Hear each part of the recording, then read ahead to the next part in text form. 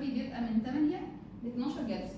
احنا عملنا 5 جلسات ووصلنا للتارجت بتاعنا طبعا. دي رقم واحد. احنا تقريبا موقفين جلسات من شهر 3 اللي فات لحد دلوقتي. انا عايزه اقول لك ان منطقه الحلقه نفسها ما زادتش، لان انا قعدت فتره كبيره انا موقفه الدايت وباكل كل اللي انا عايزاه، المنطقه نفسها ما فيش اي حاجه. قولي لي بقى الفتره اللي احنا عملنا فيها الجلسات دي اللي احنا نزلنا فيها 9 كيلو، تمام، احكي لي كده عن تجربتك فيها. يعني كنا ماشيين دايت ولا لا، كنا بنوقف ونلخبط، وكان النتيجه عامله ازاي؟ ده كان بسبب الحقن الميزوثيرابي. الاول كنت بلخبط كتير جدا على اساس ان الحقن هيجيب معايا نتيجه، ماشي، بس لما مشيت على الدايت بالظبط، وان انا برضو كنت بعك في النص مش هقول لا، بس لقيت نتيجه. وان انا اما لخبطت كمان بعدها المكان الحقن نفسه ما زادش. حلو. يعني انا كنت معاكي الفتره دي، احنا كان المفروض كل 10 ايام او كل اسبوع بنعمل حقنه. لا انا كنت كنا بنطول فتره. ده كان المفروض ان هو ياثر على نتيجه الميزوثيرابي. احنا ما شاء الله الاداء معاك اختلف. يعني احنا مثلا الميزوثيرابي بيبقى من 8 ل 12 جلسه. احنا عملنا 5 جلسات ووصلنا للتارجت بتاعنا طبعا دي رقم واحد. احنا تقريبا موقفين جلسات من شهر 3 اللي فات لحد دلوقتي. انا عايزه اقول لك ان منطقه الحلقه نفسها ما زادتش، لان انا قعدت فتره كبيره انا موقفه الدايت وباكل كل اللي انا عايزاه، المنطقه نفسها ما فيش اي حاجه. طيب انا علمتك وقتها تقيس منطقه الدهون بتزيد ولا تقل. دلوقتي انت شايفه ان منطقه الحقن اللي فيها دهون اصلا ولا اي حاجه؟ تمام، الدنيا تمام.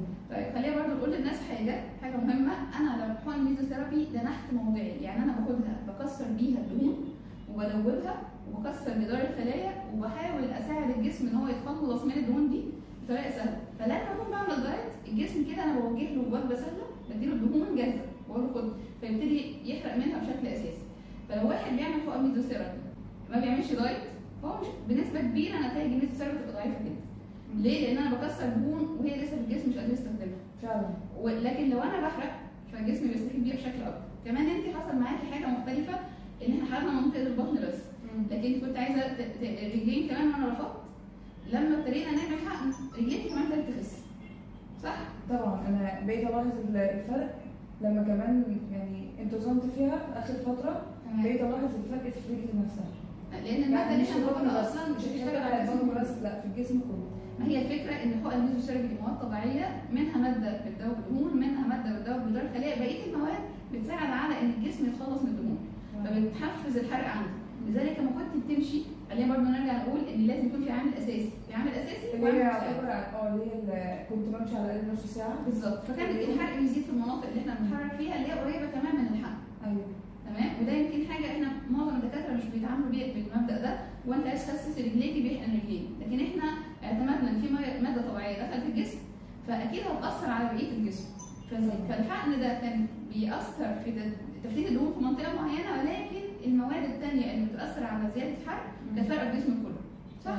صح. طيب احنا مبطلين بقالنا فتره وابتدينا نعمل دايت تثبيت. قولي لي كده، انت حاسه دلوقتي في حياتك الطبيعيه حاسه ان ده طبيعي ولا انت لسه بتعملي دايت؟ انا اولا ما بعملش دايت زي الاول. تمام. باكل كل اللي انا عايزاه بس بكميات معينه. تمام. ماشي. وبقيت ملاحظه ان انا الاول كنت عندي خمول، دلوقتي احسن. المشي بقيت بدل نص ساعه ممكن امشي اكتر. اوكي. برضو مش كل يوم، بس حاسه ان انا في نشاط اكتر من الاول بكتير. حلو جدا. المشاكل بعد الاكل؟ لا المشاكل بعد الاكل كان عندي قولون. انا نظمت الاكل وبقيت كل اللي انا باكل اللي انا عايزاه بس كميات معينه. تمام.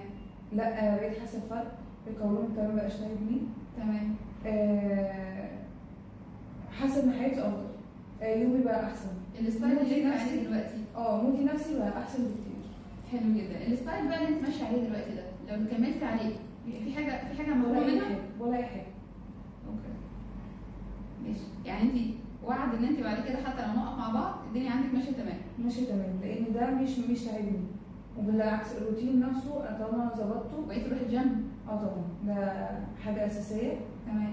وكمان مريحني، بس لو الجيم مش مع الدايت او مش مع الاكل المعين او المناسب لا مش هيعمل نتيجه.